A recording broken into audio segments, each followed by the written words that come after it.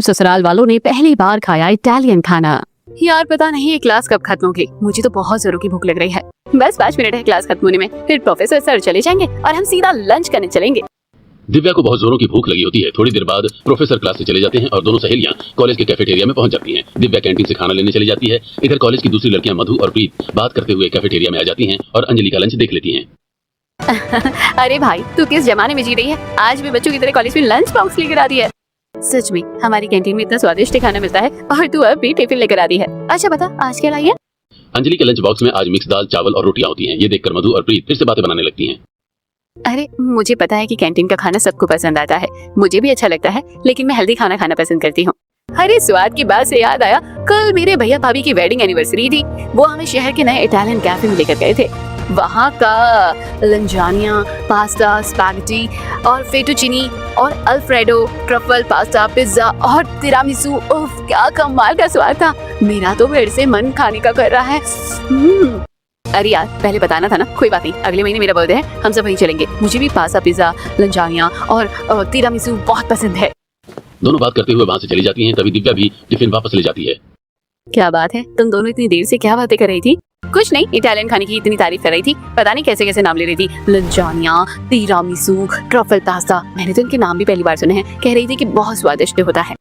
अंजलि की बात सुनकर दिव्या थोड़ा हैरान हो जाती है। अरे यार तूने अभी तक इटालियन खाना नहीं खाया, मुझे पहले बताना चाहिए था ना। रुक मैं अभी हमारे लिए ट्रफल पास्ता और मार्गरिटा पिज्जा लेकर आती हूँ। दरअसल अंजलि एक गरीब परिवार से है। उसका कॉलेज में एडमिशन स्कॉलरशिप के आधार पर हुआ है। दिव्या उसके बारे में सब कुछ जानती है, इसलिए वो बिना कुछ कहे कैंटीन से खाना लेकर वापस आ जाती है। दोनों सहेलियां साथ बैठकर खाना खाने लगती हैं। हाँ तो बता इटालियन खाना कैसा लगा? सच में जितनी वो दोनों तारीफ कर रही थी असल में उससे भी ज्यादा स्वादिष्ट है। खाकर तो मजा ही आ गया। अब ये मेरे लंच बॉक्स का खाना इसके सामने बिल्कुल फीका लग रहा है। कोई बात नहीं, इसे घर जाकर खा लेना। बस तो खुश है ना? दिव्या की बात सुनकर अंजलि मुस्कुरा देती है। इस तरह दोनों सहेलियां साथ में लंच करके फिर से अपने क्लास में चली जाती हैं। इसी तरह दिन बीतने लगते हैं। अंजलि के दोनों भाई एक फैक्ट्री में काम करते हैं। अरे भाई आज तो रात से ही बारिश हो रही है, तुम लोग इस बारिश में फैक्ट्री कैसे जाओगे? अरे पापा बारिश का मौसम पूरे 2 महीने चलता है, कभी बारिश आती है कभी चली जाती है। अब 2 महीने तो हम घर पर नहीं बैठ सकते, आप चिंता मत कीजिए, हम छाता लेकर चले जाएंगे। इधर संध्या ने दोनों भाइयों के लिए लंच बॉक्स भी तैयार कर दिया था। दोनों भाई अपना अपना टिफिन लेते हैं और छाता लेकर बारिश में फैक्ट्री के लिए निकल पड़ते हैं। रास्ते में फैक्ट्री में काम करने वाला उनका दोस्त रोहन भी उन्हें मिल जाता है। जैसे ही तीनों बाजार से होकर निकलते हैं, भैया कितनी अच्छी खुशबू आ रही है चटपटे पकवानों की, बारिश में तो कुछ अच्छा सा खाने का मन करता है। हाँ यार मन तो मेरा भी कर रहा है, और ये देख कैसे दूर दूर तक भीड़ लगी हुई है, बारिश में भी लोग यहाँ चले आ रहे हैं। भैया ये इटालियन कैफे है, यहाँ pasta, pizza, lasagne, spaghetti, truffle pasta और तिरामिसू जैसे इटालियन व्यंजन मिलते हैं। बारिश के मौसम में यहाँ लोगों का खाना बहुत पसंद करते हैं, इसीलिए इतनी भीड़ लगी हुई है। अरे हाँ भाई बिल्कुल सही कह रहा है, इस बारिश में तो लोग अलग ही खर्चा हो जाता है। कल मेरे बच्चों ने भी जिद पकड़ ली कि पापा हमें इटालियन खाना खाना है। मैं भी उन्हें सामने वाले इटालियन कैफे में ले गया था। महीने में एक बार तो ऐसा खाना खाया ही जा सकता है। रोहन दोनों भाइयों के सामने इटालियन खाने की खूब तारीफ करता है, लेकिन नितिन ने आज तक सिर्फ इटालियन खाने का नाम ही सुना था, इसलिए उसे ज्यादा कुछ समझ नहीं आता। इसी तरह तीनों फैक्ट्री पहुंच जाते हैं और अपने अपने काम में लग जाते हैं। इसी तरह 1-2 दिन बीत जाते हैं। अंजलि देखो ना, बाहर कितनी अच्छी बारिश हो रही है और पड़ोसियों के घर से कितनी अच्छी खुशबू भी आ रही है। भाभी खुशबू तो अच्छी आएगी ही, हमारी पड़ोसी शर्मा आंटी की बेटी कीर्ति इतना स्वादिष्ट खाना बनाती है। बारिश में तरह तरह के पकवान खाने का मजा ही अलग होता है। दोनों ननद भाभी बातें कर ही रही होती हैं कि तभी सरला उन्हें आवाज देती है। क्या हुआ मम्मी जी, आपको कुछ चाहिए? अरे बेटा कुछ नहीं, शाम होने वाली है और बारिश भी शुरू हो रही है, कुछ चटपटा खाने का मन कर रहा था। बाहर का महंगा खाना तो हम नहीं खा सकते, तुम एक काम करो प्याज के पकोड़े ही बना लो। हाँ बिल्कुल, बारिश में गर्मा गर्म पकौड़े और कड़क चाय का मजा ही अलग होता है। तब तक नितिन और शिवम भी आ जाते हैं। इस गरीब परिवार में इटालियन खाने का सिर्फ नाम ही सुना है, कभी उसे खाया नहीं, लेकिन बारिश में हर किसी का कुछ अच्छा खाने का मन करता है, इसलिए संध्या सबके लिए गर्मा गर्म प्याज के पकौड़े बना देती है। थोड़ी देर बाद नितिन और शिवम भी घर आ जाते हैं। संध्या उन्हें चाय और पकौड़े परोस देती है। पकौड़े खाते हुए नितिन मन ही मन सोचने लगता है, एक तरफ मेरे दोस्त हैं जो अपने बीवी बच्चों के साथ इटालियन कैफे जाकर पास्ता, पिज्जा और लजानिया खाते हैं, और एक तरफ हम हैं जिनके लिए बारिश में ये प्याज के पकौड़े मिल जाना ही बहुत बड़ी बात है। इसके बाद पूरा परिवार हंसी खुशी साथ बैठकर चाय पकौड़ों का आनंद लेता है और फिर रात को सो जाते हैं। अगली सुबह संध्या रसोई में खाना बना रही होती है। भाभी आज क्या बनाया है? ज्यादा पानी वाली सब्जी मत दिया करो, लंच बॉक्स से बाहर निकल जाती है। देवर जी क्या करूं, घर में थोड़े से ही आलू बचे थे, इसलिए पानी डालकर सब्जी बनाई है, वरना सबको थोड़ी थोड़ी भी नहीं मिलती। साथ में थोड़े चावल भी बना लिए हैं, कम से कम पेट तो भर जाएगा। चलो कोई बात नहीं भाभी, इस बार जैसी सैलरी आएगी घर का थोड़ा राशन ज्यादा लेकर आएंगे। संध्या दोनों भाइयों का टिफिन पैक कर देती है और अंजलि भी नाश्ता करके कॉलेज चली जाती है। दोपहर का समय होता है। घर में एक ही स्मार्टफोन है जो अंजलि को 12वीं पास करने के बाद सरकार की तरफ से मिला था। उसी पर संध्या की दोस्त शीतल की वीडियो कॉल आती है। हेलो संध्या कैसी हो? आजकल तो तुम मुझे याद ही नहीं करती। अरे यार याद तो बहुत आती है, बस घर के कामों से समय ही नहीं मिलता। और फिर तुम तो विदेश में रहती हो, सोचती हूँ कहीं तुम व्यस्त हो और बेवजह में तुम्हें परेशान ना कर तुम। अरे नहीं नहीं, ऐसी कोई बात नहीं है। हाँ, काम थोड़ा ज्यादा रहता है। देखो अभी लंच करते करते ही तुमसे बात कर रही हूँ। संध्या की नजर शीतल की प्लेट पर पड़ती है। अरे ये रोटी सब्जी और चावल तो नहीं है? आखिर विदेश जाकर तुम क्या क्या खाने लगी हो? संध्या की बात सुनकर शीतल हंसने लगती है। अरे भाई, अब मैं इटली में हूँ तो यहाँ का मशहूर इटालियन खाना तो खाना ही पड़ेगा। ये देखो, लंजानिया, ट्रफल पास्ता, मार्गेरिटा पिज्जा और ये तिरामिसू यहाँ के सबसे प्रसिद्ध व्यंजन हैं। भारत में भी मिलते हैं और बहुत स्वादिष्ट होते हैं। शीतल के मुंह से इतने अलग अलग नाम सुनकर संध्या सोच में पड़ जाती है। पता नहीं कैसा होता होगा ये इटालियन खाना, मैंने तो सिर्फ इसका नाम ही सुना है। खुद कब खाऊंगी कुछ नहीं पता। बहुत जल्दी खाओगी। जैसे ही मैं भारत आऊंगी ना, तो मैं अपने हाथों से इटालियन कैफे लेकर पास्ता, पिज्जा और तिरामिसू जरूर खिलाऊंगी। शीतल की बात सुनकर संध्या मुस्कुरा देती है। दोनों सहेलियां थोड़ी देर और बात करती हैं और फिर फोन रख देती हैं। इसी तरह दिन बीतते रहते हैं। एक दिन नितिन और शिवम फैक्ट्री में काम कर रहे होते हैं, तभी अचानक तेज बारिश शुरू हो जाती है। अरे यार, ये बारिश भी ना जीना मुश्किल कर देती है। बारिश में काम का बोझ भी बढ़ जाता है और ऊपर से भूख भी ज्यादा लगती है। दोनों भाई बातें कर ही रहे होते हैं कि तभी सामने बैठे फैक्ट्री मालिक सतपाल अपने शेफ को बुलाते हैं। आज हमारे कुछ खास मेहमान आने वाले हैं। बारिश का मौसम है, इसलिए उनके लिए बढ़िया इटालियन खाना तैयार करना। Ravioli, gnocchi, fettuccine, alfredo, penne arrabbiata, spaghetti और कैनेलोनी सब कुछ होना चाहिए। इन्हें इटालियन खाना बहुत पसंद है। सतपाल की बात सुनकर शेफ तुरंत रसोई की ओर चला जाता है। इधर नितिन को उनकी एक भी बात समझ में नहीं आती। अरे भाई, ये इटालियन खाना आखिर होता कैसा है? लोग इसके पीछे इतने पागल क्यों हैं? मुझे तो इसके नाम ही समझ नहीं आते। अरे भैया, इटालियन खाना। शिवम नितिन को इटालियन खाने के बारे में बताने ही वाला होता है कि तभी दूसरा मजदूर उसे आवाज देकर बुला लेता है। उनकी बात वहीं अधूरी रह जाती है। थोड़ी देर बाद शाम हो जाती है और दोनों भाई फैक्ट्री से वापस घर लौट आते हैं। मम्मी जी, पापा जी, अंजलि, सब लोग आ जाइए, मैंने खाना लगा दिया है। सभी लोग आकर साथ में खाना खाने बैठ जाते हैं। अच्छा, ये तो बारिश और ऊपर से वो हवा, हर तीसरे दिन इटालियन खाना मंगवा लेती है। सच कहूँ, उसका पास्ता, पिज्जा और लजानिया खाने के बाद घर का खाना थोड़ा फीका लगने लगता है। अरे सारी बातें छोड़ो, पहले मुझे ये बताओ कि ये इटालियन खाना आखिर होता कैसा है और तुम लोगों ने कहाँ खाया? नितिन की बात सुनकर शिवम और अंजलि हंसने लगते हैं। हाँ भैया, मैं आपको बताने ही वाला था। एक बार मेरे दोस्त अक्षय की बर्थडे पार्टी में इटालियन कैफे में थी। वहीं मैंने पिज्जा, पास्ता और लजानिया खाया था। सच में बहुत स्वादिष्ट होता है। हाँ, हमारे कॉलेज की कैंटीन में भी दिव्या कभी कभी मार्गेरिटा, पिज्जा, ट्रफल पास्ता और तिरामिसू ऑर्डर कर लेती है। मैंने भी उसके साथ खाया है। बारिश के मौसम में इटालियन खाना खाने में मजा ही आ जाता है। अरे मेरी तो दोस्त इटली में रहती है ना, वो भी जब जब वीडियो कॉल करती है हमेशा इटालियन खाना खाते हुए ही मिलती है। हर बार अलग अलग डिश दिखाती रहती है। भाई, इतनी तारीफ सुन ली है इस खाने की, तो कुछ अच्छा ही होता होगा। अच्छा हो या बुरा, लेकिन महंगा तो होता ही होगा। और हम गरीबों की किस्मत में कहाँ लिखा है इतना महंगा खाना। सरला की बात सुनकर सभी लोग कुछ पल के लिए चुप हो जाते हैं। मम्मी सही कह रही है, सच में जितने पैसों में एक बार बाहर जाकर हम इटालियन खाना खाएंगे, उतने में तो हमारे घर का हफ्ते भर का राशन आ जाएगा। बस बस, अब चुपचाप अपना खाना खाओ।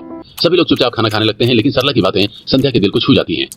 अब चाहे कुछ भी हो जाए, मैं अपने पूरे परिवार को एक दिन इटालियन खाना जरूर खिलाऊंगी। उसी दिन से संध्या मन ही मन ये संकल्प ले लेती है। इसके बाद जब भी नितिन घर के खर्च और सब्जी के लिए पैसे देता है, संध्या उनमें से थोड़ा थोड़ा बचाकर अलग रखने लगती है। इसी तरह कुछ दिन बीत जाते हैं। अरे सरला बहन, कहाँ रहती हो आजकल? दिखाई नहीं देती। अरे बहन, रोज रोज बारिश हो रही है, घर से बाहर निकलने का मौका ही नहीं मिलता।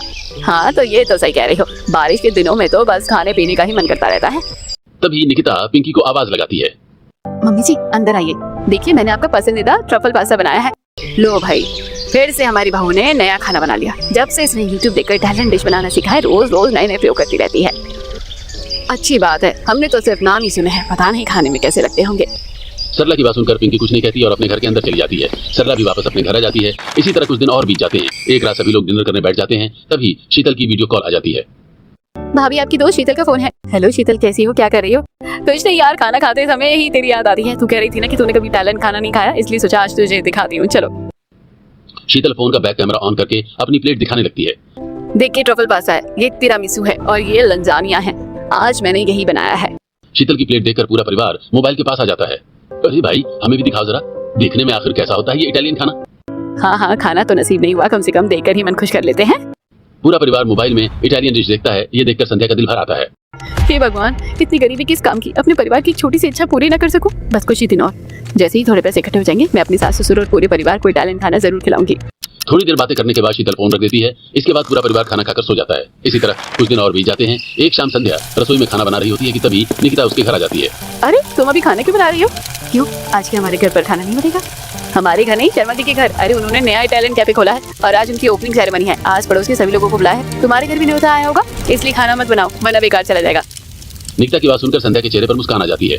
वाह, मैं तो कब से सोच रही थी कि अपने परिवार को इटालियन खाना खिलाऊं। अगर शर्मा जी के कैफे में जाना हुआ तो सबकी इच्छा पूरी हो जाएगी। ये सोचकर संध्या खुश हो जाती है। उधर निकिता अपने घर चली जाती है। थोड़ी देर बाद नितिन, शिवम और घर के बाकी सदस्य भी काम से वापस आ जाते हैं। जैसे ही रात होने लगती है, भाभी खाना लगा दो, बहुत जोरों से भूख लगी है। लेकिन मैंने खाना तो बनाया ही नहीं। निकिता बता रही थी कि आज शर्मा जी के नए इटालियन कैफे की ओपनिंग है, उन्होंने आस पड़ोस के सभी लोगों को बुलाया है। अरे वाह, ये तो बहुत अच्छी बात है। चलो इस बहाने हम लोग भी पहली बार इटालियन खाना चख लेंगे। हाँ हाँ, आखिर हमें भी तो पता चले कि ये इटालियन खाना होता कैसा है। पूरा परिवार खुशी खुशी शर्मा जी के बुलावे का इंतजार करने लगता है, लेकिन देखते ही देखते रात के 10 बज जाते हैं और उन्हें बुलाने कोई नहीं आता। बेटा, गरीबों को कोई नहीं बुलाता। चलो अब जल्दी से खिचड़ी बना लो, खाने का समय भी निकल गया है। आज खिचड़ी खाकर ही सो जाते हैं। सरला की बात सुनकर संध्या की आंखों में आंसू आ जाते हैं। वो चुपचाप रसोई में जाकर सबके लिए खिचड़ी बनाती है। पूरा परिवार खिचड़ी खाकर सो जाता है। अगली सुबह पिंकी उनके घर आती है। अरे बहन, शर्मा जी ने तो बड़ा शानदार इटालियन कैफे खोला है। लगता है बहुत पैसे जमा करके रखे थे, सब उसी में लगा दिए। अच्छी बात है बहन, पैसा तो पैसे को ही खींचता है। और वहाँ का खाना बहुत लजीज था। Pasta, pizza, lasagna, truffle, pasta, tiramisu, सब कुछ था। अच्छा तुम लोग नहीं आए? मैं तुम्हें वहाँ देख ही नहीं पाई। नहीं बहन, हमें तो बुलाया ही नहीं। अरे शर्मा जी से तो ऐसी उम्मीद नहीं थी, पड़ोसी होकर भी सबको बुला लिया और सिर्फ तुम्हें नहीं बुलाया। पिंकी जानबूझकर उनके जख्मों पर नमक छिड़कने लगती है। तभी संध्या गुस्से में बोल पड़ती है।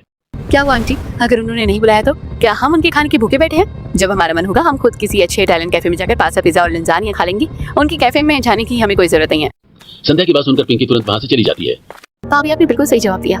ऐसे लोगों को अगर समय पर जवाब न मिले तो वो अपनी हद ही भूल जाते हैं। दोनों ननद भाभी बात करते हुए घर का काम करने लगती हैं। आज अंजलि कॉलेज नहीं गई होती। दिव्या उसे कई बार फोन करती है, लेकिन किसी वजह से अंजलि फोन नहीं उठा पाती। आखिरकार दिव्या खुद उसके घर पहुंच जाती है। अंजलि कहाँ है तू? आज कॉलेज आई और नहीं फोन उठा रही है। तुझे पता है ना मेरा असाइनमेंट अधूरा है। चल जल्दी से अपनी फाइल दे, मुझे घर जाकर बहुत सारा काम करना है। यार आज मेरी तबीयत ठीक नहीं है, इसलिए फोन भी नहीं देख पाई। रुक अभी फाइल लेकर आती हूँ। अंजलि कमरे में फाइल लेकर आती है। तभी दिव्या की नजर किताब में रखे एक सुंदर सनफ्लावर बुकमार्क पर पड़ती है। अरे वाह, ये इतना सुंदर बुकमार्क कहाँ से लाई? और तेरे बैग में ये इतनी प्यारी की चेन, ऊपर से खूबसूरत हेयर बैंड, ये सब कहाँ से खरीदा? दिव्या की बात सुनकर अंजलि मुस्कुरा देती है। अरे ये खरीदे नहीं है, हमारी भाभी ने बनाए हैं। उन्हें क्रोशिया से चीजें बनाना बहुत पसंद है। खाली समय में वो यही बनाती रहती है। तभी संध्या भी वहाँ आ जाती है। भाभी आपको पता भी है आजकल हैंडमेड क्रोशिया की चीजें बहुत ट्रेंड में है। अरे नहीं, मैं तो बस शौक के तौर पे बना लेती हूँ। नहीं भाभी, आप इससे अच्छे खासे पैसे कमा सकती हैं। इसकी आजकल बहुत डिमांड है। अंजलि जरा अपना फोन देना, मैं अभी भाभी का काम ऑनलाइन डाल देती हूँ। वहाँ से ऑर्डर आएंगे, फिर तुम दोनों मिलकर ये चीजें ग्राहकों को बेच देना। ये बहुत आसान है। दिव्या एक एक करके संध्या और अंजलि को पूरा तरीका समझा देती है। लो भाभी, हो गया। अब मेरे लिए भी एक सुंदर से हेयरबैंड की चेन और 2-3 बुकमार्क बना देना। सच में आपने बहुत प्यारे डिजाइन बनाए हैं। अपनी तारीफ सुनकर संध्या बहुत खुश हो जाती है। अंजलि दिव्या को फाइल दे देती है और वो अपने घर चली जाती है। धीरे धीरे दिन बीतने लगते हैं।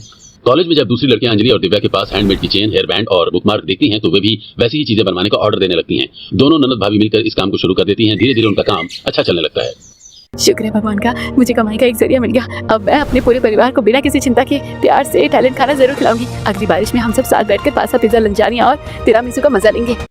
ये सोचकर संध्या बहुत खुश होती है। उधर शर्मा जी के इटालियन कैफे की रेटिंग धीरे धीरे कम होने लगती है। शुरुआत में लोगों को वहाँ का खाना पसंद आया था, लेकिन अब आसपास कई नए इटालियन कैफे खुल जाते हैं। लोगों को दूसरे कैफे का खाना ज्यादा पसंद आने लगता है। इसी तरह 1-2 दिन और बीत जाते हैं। तभी एक दिन अचानक शीतल उनके घर आ जाती है। अरे बेटा, बिना बताए आ गई, एक बार बता तो देती। अरे आंटी, अपने घर आने के लिए बताकर आने की थोड़ी जरूरत होती है। शीतल की बात सुनकर सभी लोग मुस्कुरा देते हैं। तभी संध्या भी वहाँ जाती है। शीतल को देखकर वो बहुत खुश हो जाती है और उसे गले लगा लेती है। यार शादी के बाद पहली बार तुझे देख रही हूँ, सच में बहुत अच्छा लग रहा है। भाभी आप दीदी के साथ आराम से बातें करो, मैं आप लोगों के लिए चाय नाश्ता लेकर आती हूँ। संध्या शीतल को कमरे में लेकर चली जाती है। थोड़ी देर बाद अंजलि चाय नाश्ता लेकर आ जाती है। तभी शीतल मुस्कुराकर कहती है, अरे संध्या, मैं तुम सबके लिए कुछ लेकर आई हूँ। इतना कहकर शीतल बाहर जाती है और अपनी गाड़ी से इटालियन खाने के कई पैकेट लेकर आती है। संध्या सभी चीजें प्लेटों में सजाकर रख देती है। तो भाई आज तक तो तुम लोग इसे सिर्फ वीडियो कॉल पर देखते थे, अब सामने बैठकर मर्गीटा पिज्जा, ट्रफल पास्ता, लंजानिया और तिरामिसू भी खा लो। इटालियन खाना देखकर राजेश और सरला भी बहुत खुश हो जाते हैं। थोड़ी देर में नितिन और शिवम भी आ जाते हैं। सभी लोग एक साथ बैठकर खाना खाने लगते हैं। अरे बेटा, सच में ये तो बहुत स्वादिष्ट है। हाँ भाई, मैं तो सोच रही थी कि पता नहीं कैसा होगा, लेकिन ये तो सच में बहुत चटपटा और मजेदार है। बाहर तेज बारिश हो रही होती है। तभी शिवम मुस्कुराकर कहता है, मम्मी इटालियन खाना तो बारिश में खाने का ही मजा है। आज तो सोने पर सुहागा हो गया, बारिश भी है और इतना स्वादिष्ट खाना भी। पूरा परिवार पहली बार इत्मीनान से इटालियन खाना खाकर बहुत खुश हो जाता है। ये देखकर संध्या की खुशी का ठिकाना नहीं रहता। थैंक यू यार शीतल, आज तेरी वजह से हम सबने पहली बार इटालियन खाना खाया है। अरे इसमें थैंक यू की क्या बात है, इतना तो मैं अपनी दोस्त के लिए कर ही सकती हूँ। वैसे तुम चाहो तो ये सब तुम घर पे भी बना सकती हो। शीतल यूट्यूब पर इटालियन खाने की कुछ रेसिपी संध्या को दिखाने लगती है। बन तो जाएगा, लेकिन इसके लिए बहुत सारी चीजों की जरूरत होगी। अरे नहीं, थोड़ी सी समझदारी से घर पर भी बहुत अच्छा बना सकती हो। वैसे भी खाना बनाने में तो तुम पहले से ही एक्सपर्ट हो। हाँ बेटा, ये बात तो तुम बिल्कुल सही कह रही हो। हमारी बहू थोड़े से ही सामान से इतना अच्छा खाना बना लेती है कि पूरा परिवार का पेट भर जाता है। सरला की बात सुनकर शीतल मुस्कुरा देती है। कुछ देर और बातें करने के बाद वो वहाँ से चली जाती है। धीरे धीरे दिन बीतने लगते हैं। अब संध्या और अंजलि का हैंडमेड क्रोशिया का काम भी अच्छा चलने लगता है और वहाँ से भी अच्छी कमाई होने लगती है। अंजलि, मैं सोच रही थी कि अगले महीने मम्मी पापा की शादी की सालगिरह है, क्यों ना उस दिन हम किसी इटालियन कैफे में चले। शीतल जो खाना लाई थी सबने कितने प्यार से खाया था। भाभी खाना तो सच में बहुत स्वादिष्ट था, लेकिन कैफे में बहुत ज्यादा बिल आएगा। अभी हमारे पास इतने पैसे भी नहीं है। अच्छा तो क्यों ना हम उसे घर पर ही बनाकर देखें। शीतल ने जो वीडियो दिखाई थी उसके हिसाब से कुछ सामान तो हमारे पास है और बाकी हम खरीद लेंगे। हाँ भाभी, आइडिया तो बहुत अच्छा है, पहले घर का बनाकर ट्राई करते हैं। दोनों ननद भाभी इटालियन खाना घर पर बनाने का फैसला करती हैं। कुछ दिन बाद दोनों बाजार से readymade pizza base, pasta, lasagne sheets और तिरामिसू बनाने का सामान खरीद लाती हैं। अंजलि, मैं सोच रही हूँ पहले एक बार बनाकर देख लेते हैं, कहीं अच्छा नहीं बना तो मम्मी पापा की सालगिरह का पूरा प्लान खराब हो जाएगा। बिल्कुल भाभी, रुकिए मैं मोबाइल लेकर आती हूँ, वीडियो देखते देखते वैसे ही बनाएंगे जैसे उसमें बताया गया है। दोनों ननद भाभी YouTube पर रेसिपी देखकर इटालियन खाना बनाना शुरू करती हैं। दोपहर से शाम हो जाती है, तब जाकर उनका खाना तैयार होता है। भाभी स्वाद तो बहुत अच्छा है, लेकिन हमारे पास पूरा सामान नहीं था। हाँ मैं भी यही सोच रही हूँ, अगर सारी चीजें होती तो और अच्छा बनता। कोई बात नहीं, अभी तो हमने काम शुरू किया है, जैसे जैसे कमाई बढ़ेगी वैसे वैसे अच्छा सामान भी खरीदेंगे। इसके बाद दोनों घर के सभी लोगों को इटालियन खाना चखाती हैं। अरे वाह, बहुत बढ़िया बनाया है। कैफे वाला थोड़ा ज्यादा अच्छा था, लेकिन मेरी बहू ने भी बहुत स्वादिष्ट बनाया है। पूरे परिवार की तारीफ सुनकर संध्या का हौसला और बढ़ जाता है। इसी तरह